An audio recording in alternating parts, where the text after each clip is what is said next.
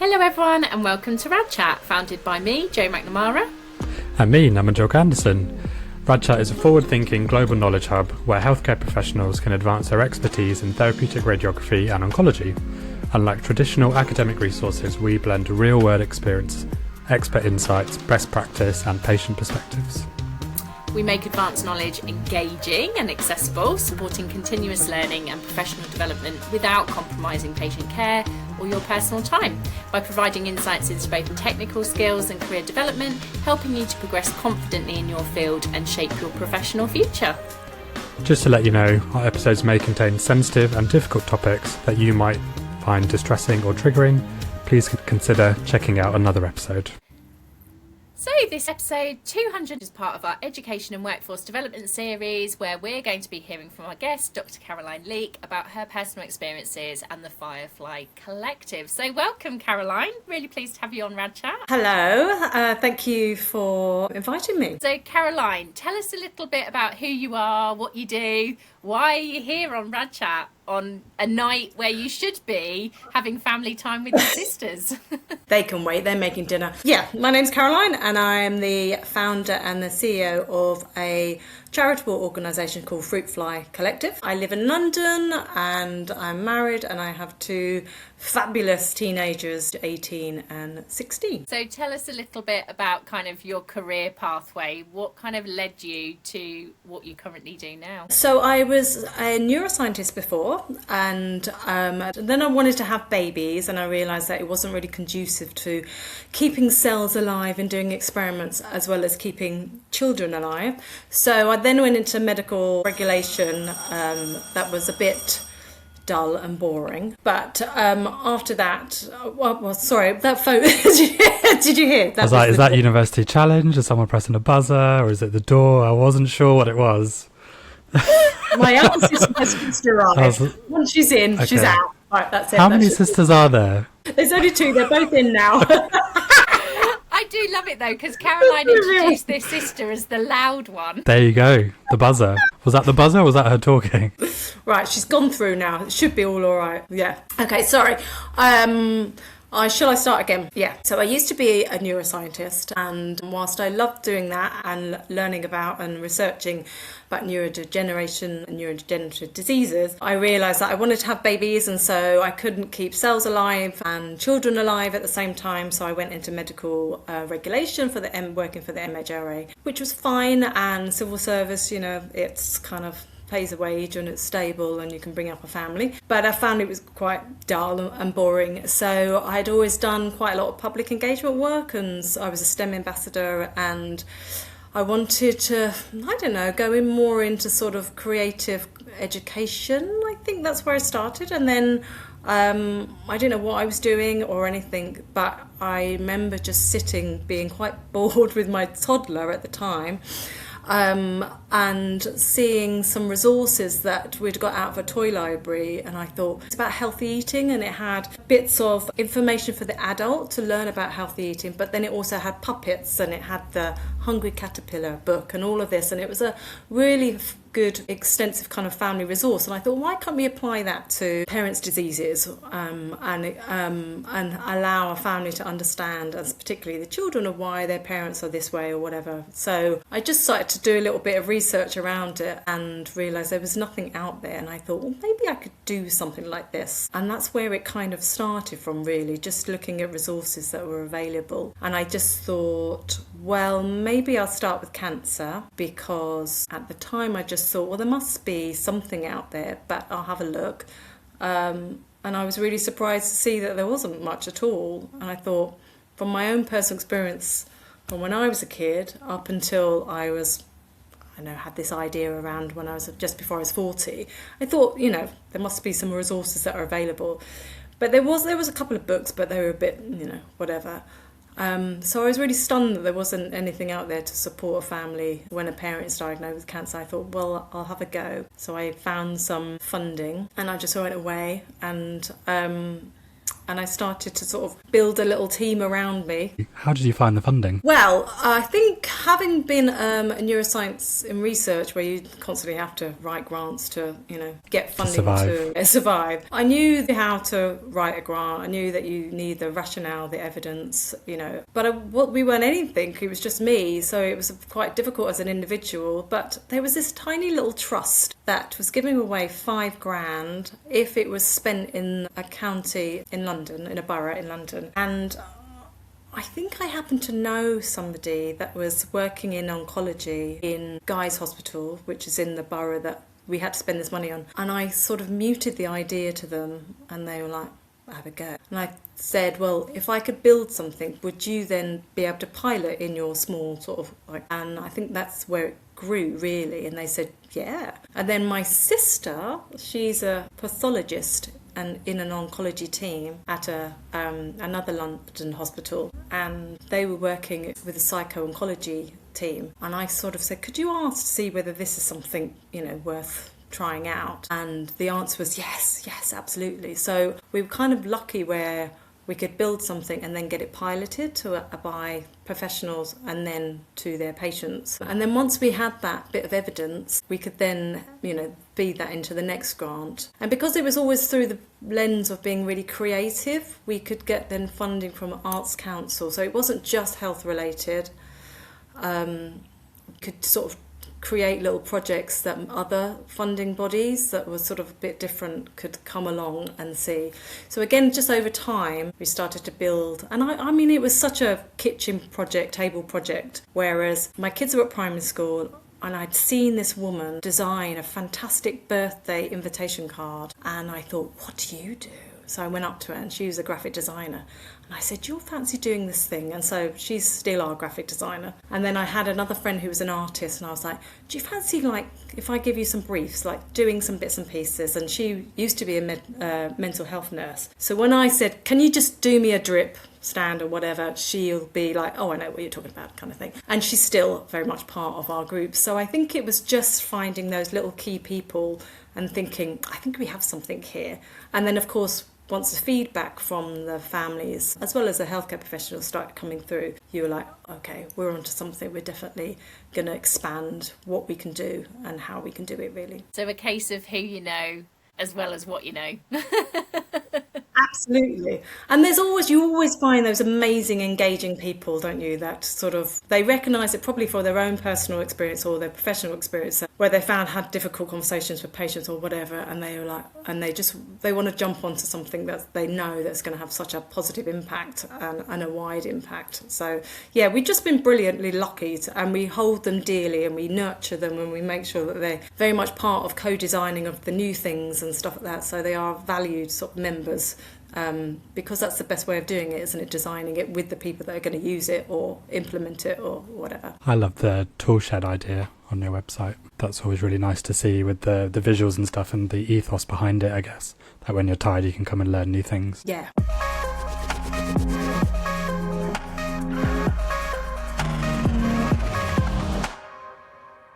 So Caroline, you mentioned a little bit about kind of your personal circumstances. How have your personal circumstances then influenced what you kind of do now? I think so. My dad died when I was 12, just before my 13th birthday, of cancer, and it was a really short prognosis, and so it was the 80s, so no one's really spoke about cancer. No one spoke to children about cancer. No one really validated children's feelings or asked them how they were feeling.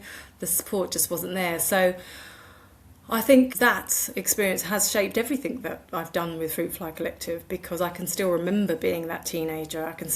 And the way I coped with it was just think, well, no one's talked to me, so I must just bury this away and never speak about it again, because no one else is speaking about it. And so me and my mum ended up moving to another part of the country. I went to a new school.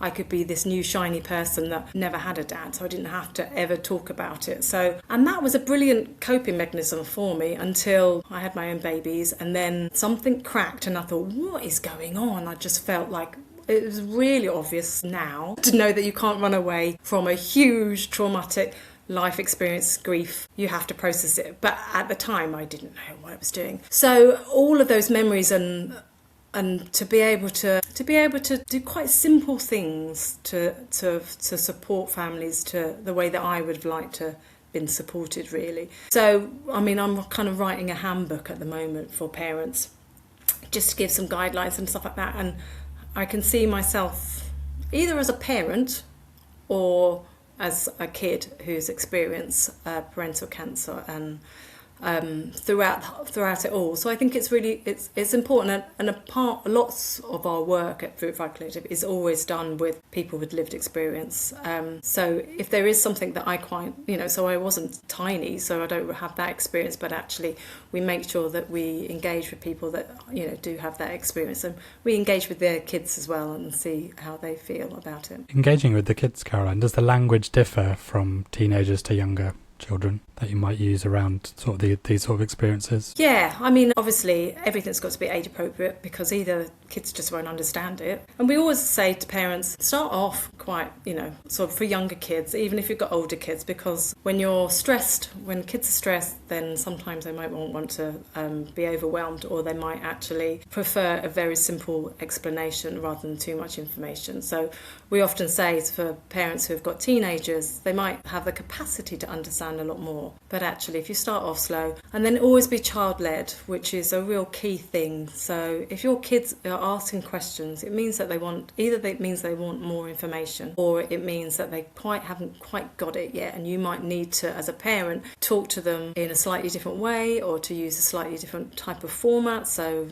there's animations that are great, there's books, there's films and things like that. So teenagers, it's easier sometimes with littler kids, because they will ask questions often, whereas teenagers are often seen as quite a difficult, hard to reach kind of closed group. So we say, we always, when we do parent chats and things like that, we always say that they need just as much as support as the little ones, but it's the way that you provide that, so it's a slightly different way. And if they're not talking, they might not be talking to you, so that's always a good thing. So give them permission that they can to talk to somebody, but they will want to talk to somebody at some point. So being available and giving them space, because parents, we find that always you just want to knock on their heads and go, what's going on inside? And with little ones, it's a lot easier to become that detective and work out what's going on, whereas with teenagers it's often quite a more challenge. But they still want to know that you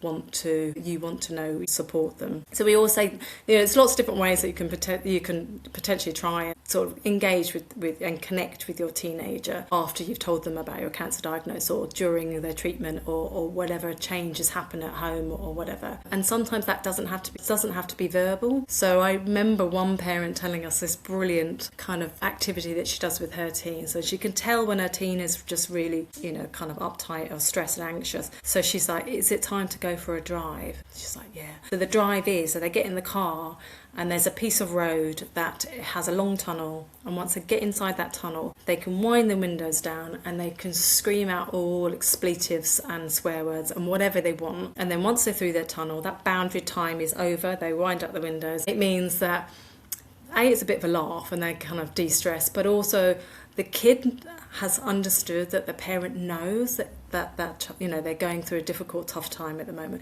but nothing's been said about feelings, nothing's been said about cancer or changes or whatever, and that really helps them to keep that connection. And so looking for those little bits sometimes is just start small and just meet where your kid is at, regardless of their age, really. That's really interesting, because I have a 14-year-old, and some of our most in-depth discussions are in the car, because you're not face to face with each other, and it's almost like you're talking out loud, but you don't have to look to see the reaction from each other. So absolutely. I usually find out all the gossip in those car drives, where I'm like, so who's been vaping?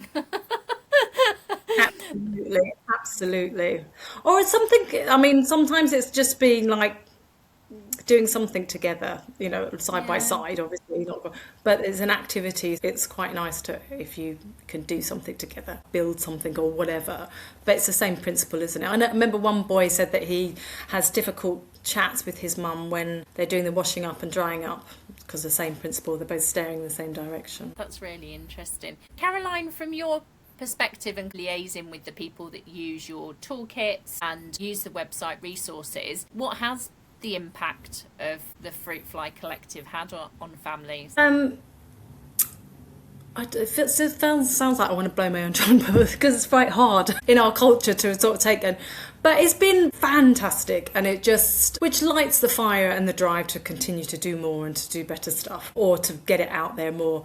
But I remember the first bit of feedback that I got was from a clinical psychologist that was working at Maggie's, and I don't even know how I got her involved, but I said, here's some kits, could you use them and just tell me how you feel, how it went. And I remember she emailed me, and I was still working the MHRA, and I was like, still don't know what I was doing, and I just opened up the email and I just sobbed, because it said something about that she'd just been working with a 14-year-old, again another 14-year-old, who was really, really struggling with their stepfather's diagnosis and the way that he was behaving and home life, and was self-harming. And she said, I pulled out the box, we started going through the kits, and she said within those moments, the trust that was building between her and the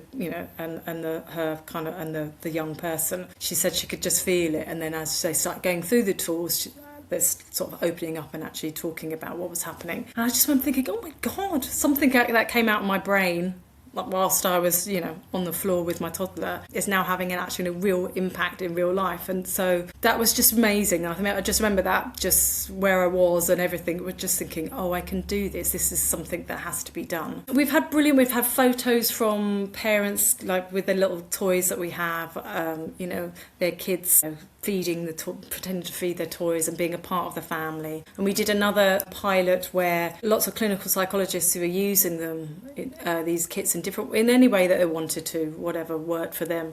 And this particular kit was for when a parent is in palliative care, and they said that they get a big they're called pips, the monster, a big pip and a little pip, and the big pip stays with the parent and the little pip gets taken everywhere by the kid or whatever. And when the parent died, the kid wanted the big pip put in the coffin, so that had that continuity of bonds between the child and the parent, even when the parent after death. I was like, oh my God, that's just amazing. We didn't think of that when we were designing it. But all those little bits of feedback is always fantastic. And so we do coaching programs as well. And so I was part of the co-facilitating that for about a year. So over 60 parents maybe in that time frame of seeing them in their box, it was online, just to witness their faces when we would impart a strategy or something they could use at home or whatever, just to see their faces. And then when they reflect back the next week on how they use that strategy or that tool, it's just brilliant just to be able to witness that and to see that we were, people immediately, and you could see that impact. That was just, and it was so simple. So it's a kind of almost like a weekly thing that we get some validation that basically what we've started does have a massive impact. That's lovely to hear. I think you should blow your own trumpet about it, to be honest. It's really hard though, isn't it? It just feels like, yeah. Well, I'm sure everyone listening is doing it for you as well, but I think it's the legacy of it, isn't it? And it's something, unfortunately, that with the statistics, 1 in 2 of us is going to get cancer. Yeah. It's something that someone will have to use or look into in some way. I think for us, I think I've used this example before, but when we've treated paediatrics and radiotherapy, we have the magic string. So obviously the string goes all the way through the maze, and the little baby, they're holding it, and then when you tug it, they can feel it. That kind of thing is really nice. I remember that as a similar kind of ish example. Absolutely, yeah. And what the brilliant thing is that having done this now for over, 14 years or something, and being with people with lived experience, offer amazing different solutions or different ways of coping that we then can impart to the new parents that are coming along and getting support from us. And the beautiful thing about the coaching is that there's a whole cohort, so there might be 12 of us online, and the support and the empowerment between everyone else is just brilliant, and it just shows that peer-to-peer support is so crucial and important. Because one of the things that people always say, you know, when they're parenting with cancer, is that they feel really quite alone, because like if they don't have somebody, a friend that's going through it, then to find somebody, it doesn't matter whether it's a different cancer type or prognosis, but it's just to find somebody that is going through parenting whilst, you know, whilst dealing with cancer is, it's really important. The brilliant thing as well is because we do training as well to healthcare professionals now, over the last few years, the feedback as well is getting that they've gone away and they've started to change their practice a little bit. So it might be just having a little guide, a sheet that they now go, and they actually ask their patients, are you a parent? And if they say yes, we are, well, we've got this little thing, go here. They can signpost to us, but also they are creating something within their own clinical practice and with their own little, and then sometimes they get some funding to give out little books or little things and stuff like that, and it's really ignited those people within different trusts or wherever to do something, and to actually, and a lot of the time it's not because they just hadn't thought of it before, and so that's always brilliant to hear that how that's happening. It sounds amazing, and especially from a healthcare professional's perspective, when you know that someone is a parent. You know, the NHS resources are so limited that you kind of feel like, right, how can I better support this person? Because there aren't the communities, that the peer support groups, as you said, available within the NHS. And so it's great to have a charity like yours to be able to create those communities, create that peer support where people can link up.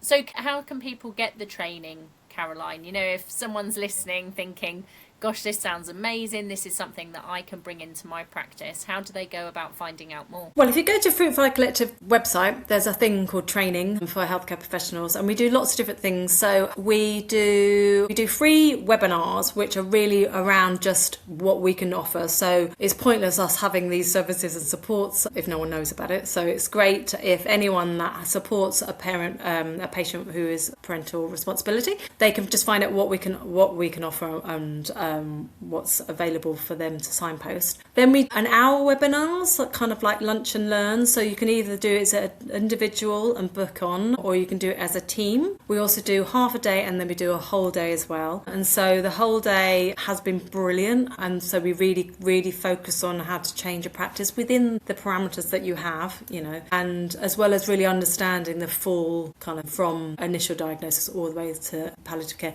looking at challenging situations, looking at challenging reluctant parents and all those kind of different things. So they can just book on there. So that's all available over this year. That's all set up so they can just decide what's good for them. We've had cancer alliances that paid for us to come in. Maybe get on your cancer alliances if they got little pockets of money available, and sometimes Macmillan grants are available, stuff like that. So nurses I know that have sometimes sort of found bits of bobs of money. But a lot of the stuff, really, there's loads of free stuff on our website. So there's loads of worksheets that healthcare professionals just download and then give them out to their patients. So there's a lot to kind of explore if this is something that they need support in.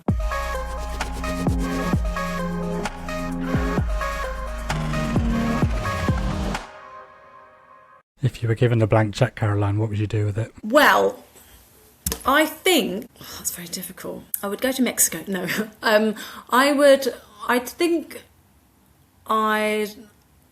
very interested in the National Cancer Plan's idea of the neighbourhood community health hubs and setting those up, because I think this is where our work would sit beautifully. You know, remember Sure Start? You know, there's kind of family hubs for parents who've just had a baby or whatever, can go and get all the support they need around being a parent. And I've visualised that being something within context of health, and if a parent has cancer, they would be able to access support, whether within their community, because we know that people that access our services and support, sort of 80% are white British middle class people. So how do we, and we're doing some work around targeting parenting communities at the moment, but it's like you have to go into the communities. Anyway, I think it's a very difficult question to to answer, but I think I would ensure that those community-led programs were accessible for every patient who is a parent. That's really wide remit. Have to start somewhere though. I mean, it's nice to have a cancer plan. Obviously a lot of work's got into it, and neighbourhood health is what you need. You don't want people coming into the hospital all the time. They want to be in their communities, ideally wherever they feel comfortable. That's what you need. So no, I think you've said what you needed to probably. I'm sure you'd have a much longer list if we gave you enough time. Yes! I know I'm going to be going to bed tonight going, I wish I did that. I want that. If only the cheque was real. Well, I'm going to Parliament. I'm a part of the all-parliamentary group on cancer on Tuesday, and so we get to meet some politicians. So I'm trying not to be too sceptical. I'm trying to be open and positive around trying to make that change and trying to get that, but it's quite tricky. It is, but I think it's so powerful, isn't it, that they just keep hearing these voices, and that it's a topic on their minds when they go to sleep at night, thinking, actually, we do need to do something about that, and it's affecting so many people in so many ways. Even if you aren't the person who's experiencing cancer, as you see through your charity, the whole family is affected, and not just at the time. I think that's the thing, isn't it? When you are a parent, it isn't just having a cancer diagnosis at that time. That will affect that child for the rest of their life.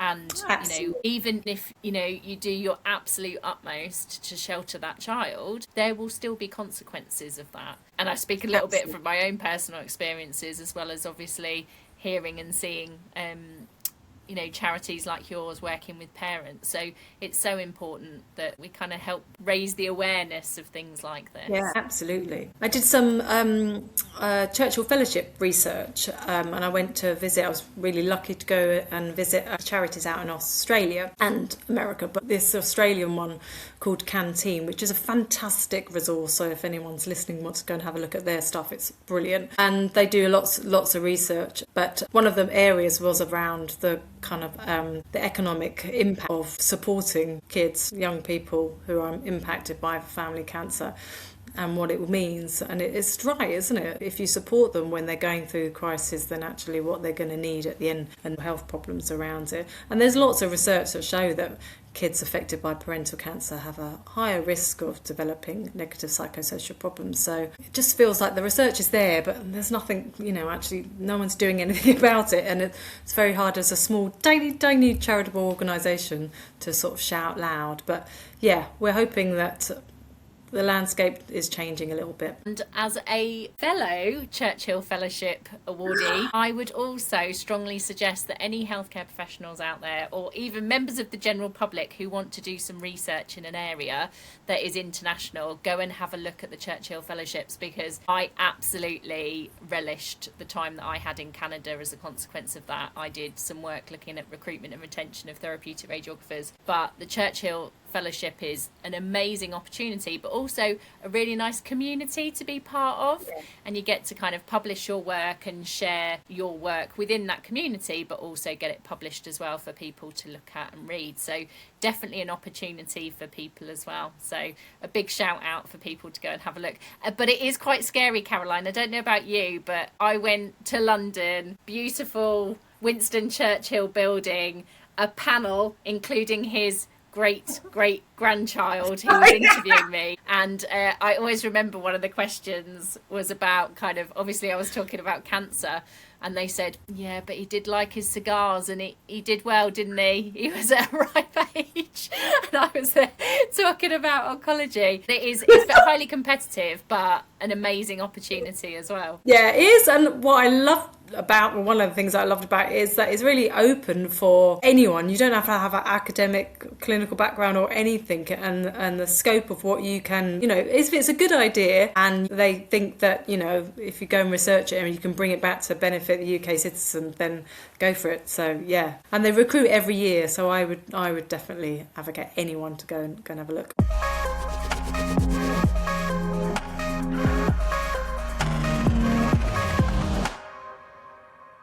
Jo, you talked about your experiences. What would it have been like if you had this sort of support when you were going through your treatment? Yeah, I think it would have been really good because I was quite blasé about it, but my husband, on the other hand, was slightly freaked out that I had cancer, and that certainly rubbed off on Noah. You know, I was there going, no, it's okay, mummy's going to be fine.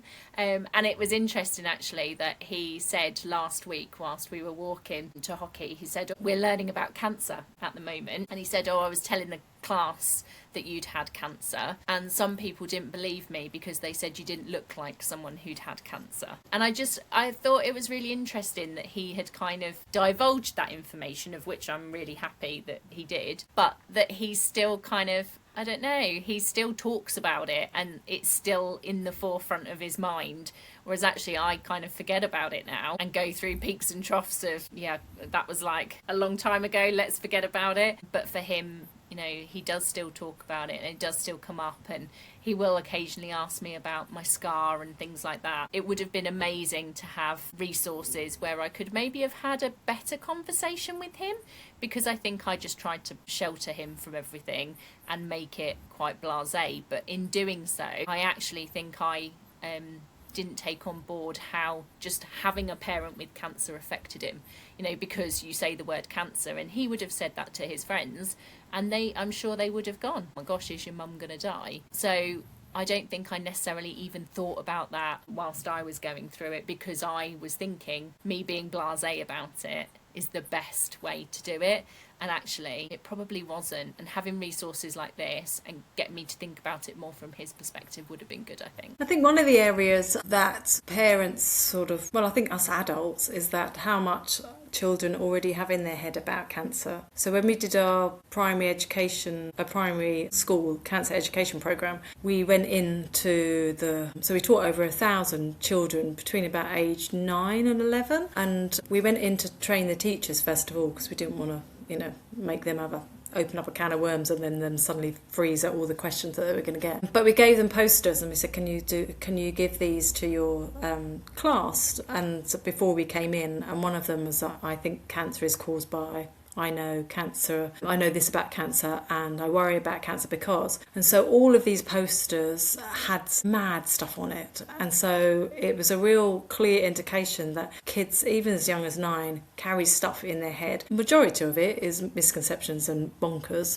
And as an adult, you can kind of see where some of it comes from. Like, you know, one was drug dealers. Sometimes it was toxins from feces, kissing and all those sort of things, or being cold and not having your coat on. So you can see where those kind of things come from. Whether it's parents nagging, you know, to put your coat on, or drug dealers, they know that's dangerous. So they always had things in their head, and they carry that with them. So if no one ever talks to them about cancer, then they're going to continue to have these misconceptions. But also, it's naive of us adults to think that they're just, you know, they're blank slate, even as young as that. So we often, sometimes with parents, we say the first question might be, if you want to ask, what do you know about cancer?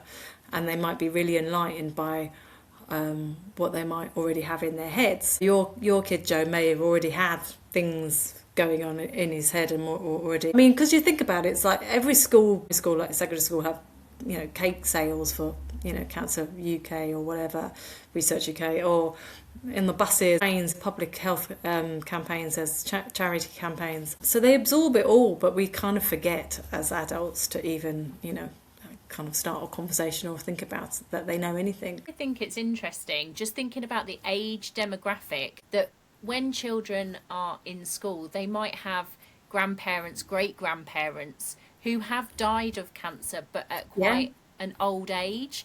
And so I can definitely see how the connotations around cancer are often around death, just because of the age group that they're at. And I always think that's quite interesting. When I've gone in and done STEM talks before, I was always quite surprised at how many children had actually, you know, had experiences of dealing with grandparents who had cancer, and unfortunately they had died as a result of it. And so there was that fear around cancer because they didn't know a lot of people who'd had treatment and been cured as a result of it because of the age demographic. Yeah, and I would say my experience of doing those primary school education programs, the fear, it was more curiosity. I would say that was the one thing that was really evident from the children. The fear was definitely from the adults. So when you go into a staff training, staff room to do the training, and the fear of it was palpable with all the adults in the room.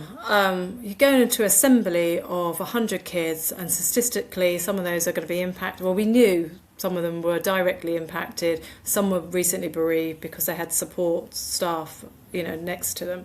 But not one child ever left. The empowerment that they had from, we did mad, games and shouting out things and puppets and all of that sort of stuff. They loved that experience. They felt really empowered sharing their experience with their classmates. There was beautiful little peer-to-peer support, around empathy and them, their friends, talking to them and saying, how did that feel? And it was really surprising to all the teachers. The teachers were just so shocked at, that some of the kids that wouldn't normally engage with strangers that came into the school would come up to us just to tell us about, my auntie had breast cancer.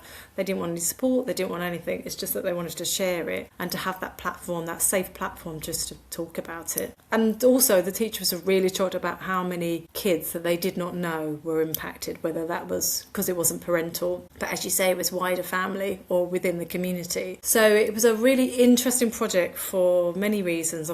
I used to be called walking down the street and all these kids go, oh, there's the cancer woman. And so I sort of became this local celebrity, just being able to talk about cancer, and it's sort of, people would shuffle you away. And sometimes you'd get the teachers that would want to take you into a little room just to tell their experience because they've never told anybody about their cancer experience. And you're just thinking, we've got a lot of work to do to make our society a lot easier for people who've experienced cancer, just to talk about it. And it starts with kids, and that's why we really need it in schools when they're little, so they don't be frightened around talking about it. Yeah, absolutely. And they're all trained to become therapeutic radiographers like us. Yes, you see, we can take over the world.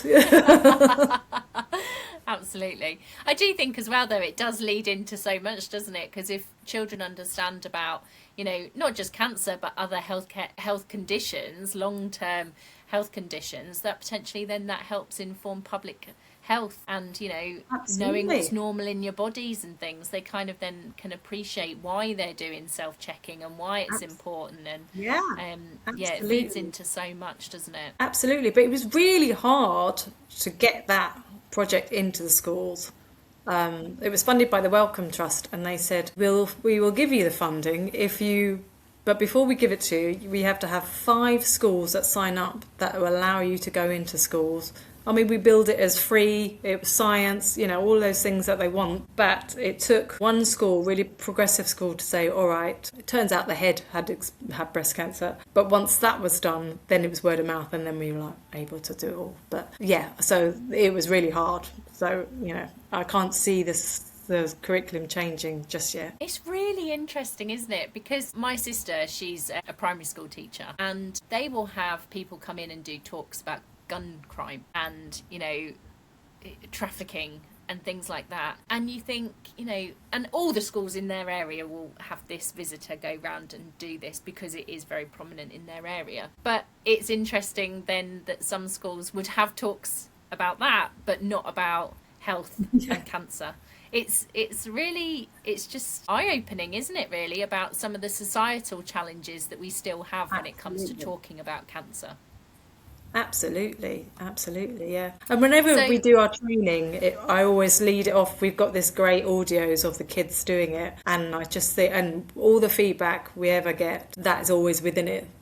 They just like, oh, word, because it's just a quick demonstration of what's inside a child's head. It's funny, but also shocking kind of thing. But yeah.